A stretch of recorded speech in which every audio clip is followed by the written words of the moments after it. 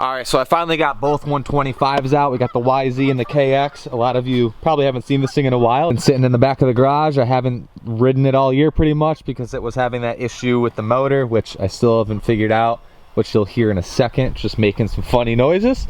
But the last time I rode it, it rode perfectly fine while making those noises. But we'll see here in a second once I fire that thing up.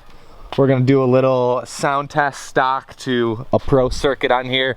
The FMF hasn't came in, it's been back ordered. They're saying it's gonna come in this week, so expect a sound comparison from stock to an FMF. I'm pumped to hear that and see the difference on this thing. If you're new here and you haven't seen my KX125, I did a build on it years ago and I've kind of been adding stuff here and there over the past couple of years. Quickly, I want to thank Surfshark VPN. I've personally already used Surfshark before when I went to Spain and I was using all the Wi-Fi in the airports. That way all my information was hidden and I didn't have to worry about anybody stealing it when I was using the public Wi-Fi. So if you've never heard of Surfshark and what a VPN is, they can protect your identity, getting you notified if your personal data has been leaked on the internet somewhere, or if you just want to browse the internet privately, basically making it so nobody can steal or track your data. And Surfshark has its benefits when it comes to entertainment. You can watch sports online securely with no buffering or those annoying pop-ups you always get. And you can get access to Netflix for up to 15 countries, which is pretty cool. Surfshark gets you the best prices online and allows you to stay safe on public Wi-Fi. So a VPN pretty much keeps you safe and private by covering up like a mask everything you do online. With Surfshark, you can have unlimited devices, all using the same one account. Pretty much available for everything: Mac, PC, Android, iOS, and the list goes on. They have 24/7 support, a strict no logs policy, and a 30-day money-back guarantee. A 24-month VPN plan is probably your best bet. But right now, using my promo code on the screen right here or my QR code in the corner, you can get an 83% discount, 3 months free, and your 30-day money-back guarantee. Once again, thank you to Surfshark for sponsoring this video, and we'll get back into the rest of the vlog. But I love this thing, it's so sick.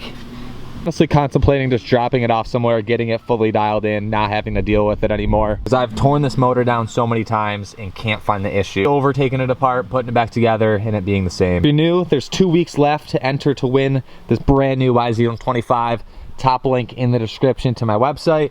Every $5 you spend gives you an entry to win this. So I'll ship it to you, I'll deliver it to you, you can come pick it up and ride it, whatever you want to do. But enough talking, I'll fire both these up, get them warmed up, and then we'll get a little sound comparison, see what sounds better.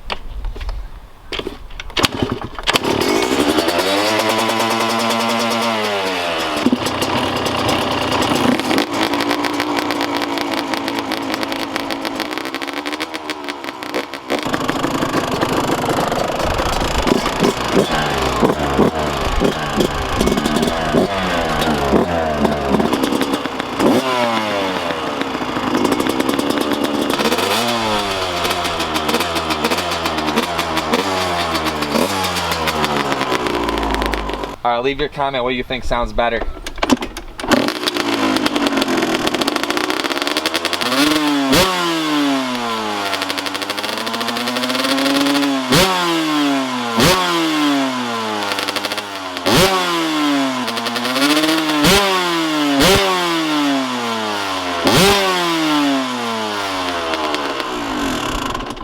Thing's so loud.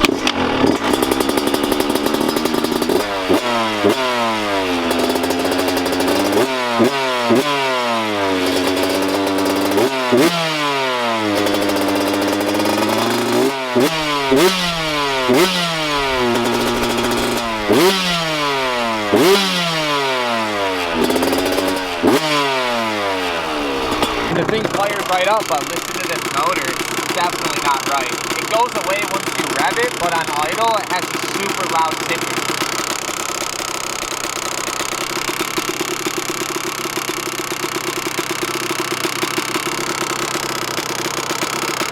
Sounds like it's coming from the top end, but it's hard to tell.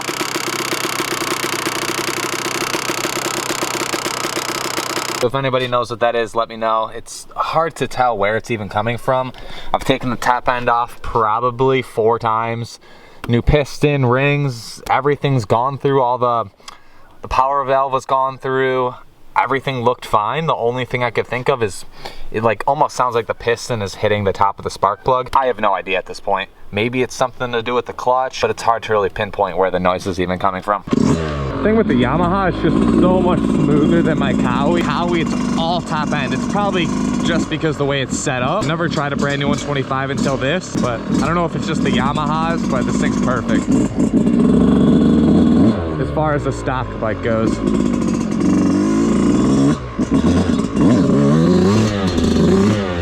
I think if you're just riding to have fun, a 125 is like the best way to go.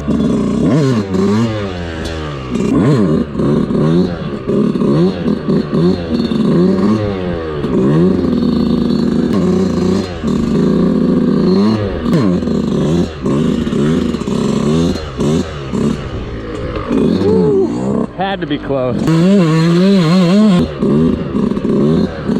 The power is just so usable down low.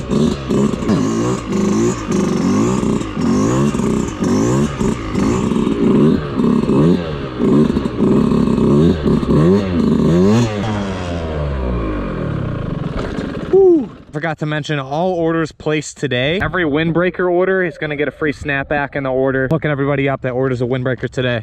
Now I can see the difference quick with the Cowie back to back. I haven't ridden both back to back, so see a little bit of a comparison.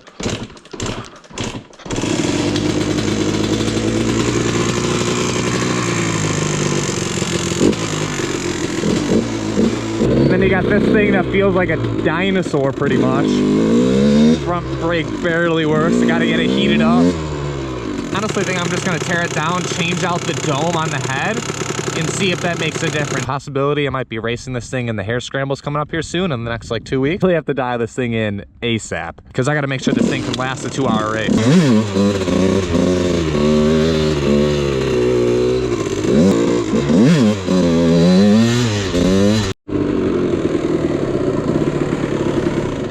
Well, that's a wrap. I don't know. I mean, if it's hitting anything metal on metal, it would have blown up by now. The fact that it still runs and has ran fine, ridden it a bunch of times like that. Let that thing cool down before I turn to that.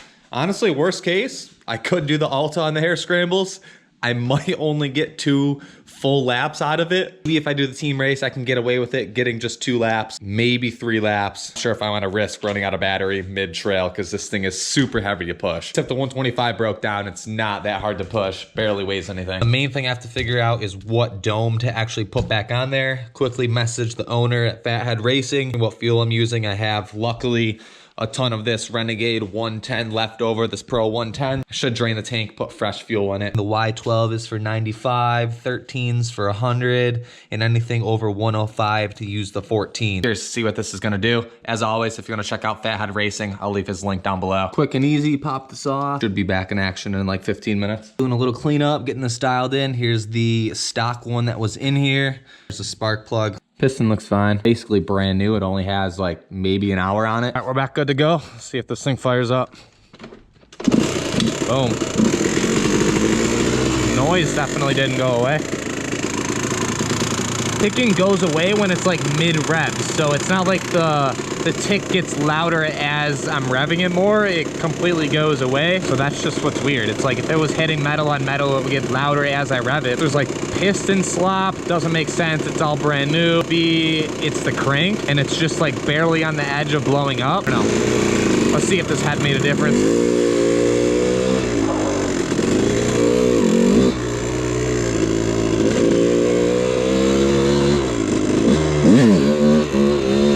Yeah, definitely has a little bit more low.